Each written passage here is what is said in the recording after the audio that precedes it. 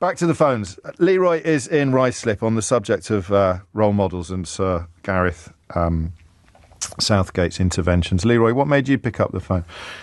Good afternoon, James. Hello, yeah, just the whole subject. This is my life. This is what I do. And it's interesting what you just said there about changing lives. That is what it's all about. That's what needs to be done. And it's not as difficult as it may seem, really. To get onto your... I don't find it that difficult, and what we do, the coaches who we work with don't find it that difficult either. It's just getting the opportunity to get in front of these kids and get their attention, first of all. So you're offering an alternative? Yeah, big time. We're showing different pathways that they didn't sort of know existed. How do you deal with the status issue? Because, I mean, I don't want to jump the gun, but the pathways you're showing them don't involve Lamborghinis and harems of oppressed women, and that is what at the moment they think they want. So how do you do that? How do you make them realise that's not what they want, or that that's not where happiness comes from? By just presenting them with like relatable role models and giving like real life examples. Yeah. My own life example. I live in a house, I drive a car, I go on holiday, I eat food.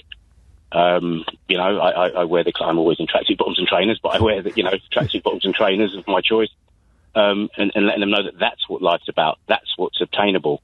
Anything else is a problem.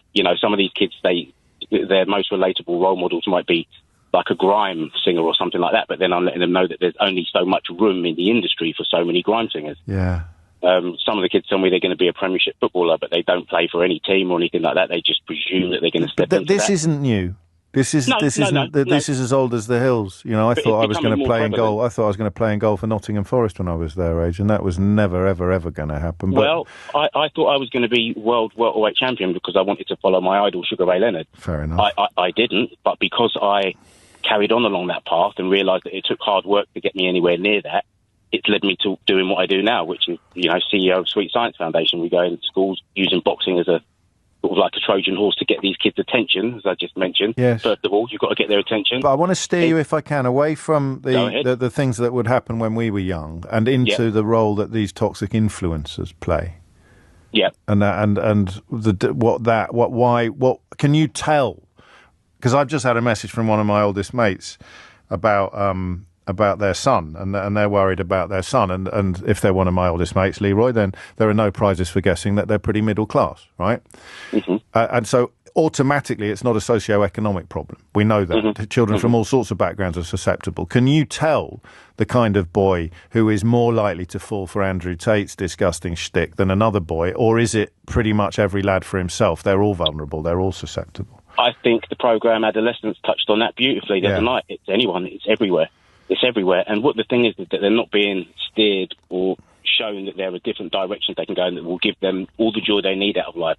One of the reasons, a couple of the reasons is there's too many distractions, James. Yeah. There's loads of distractions out there at the moment. There's a lack of relatable role models for these young people. So what does a relatable role model look like? Your present company excluded. Mm-hmm. What are we offering? Are we because of Marcus Rashford, just thinking of the play last night. But he's a professional footballer, and we're trying to teach these kids that we can't all be like that. So you just mean a good man leading a good life with enough. Exactly. The ideal that we have at Sweet Science Foundation is to get coaches who are local. Right. Coaches who live in the area. Okay.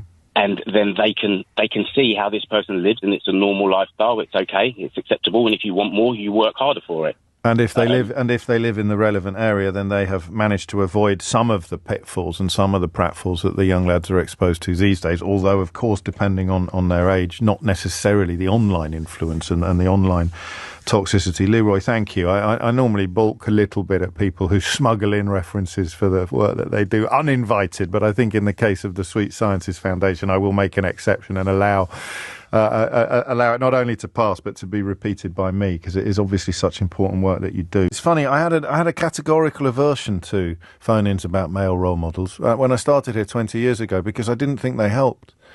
And Leroy actually really brought home why.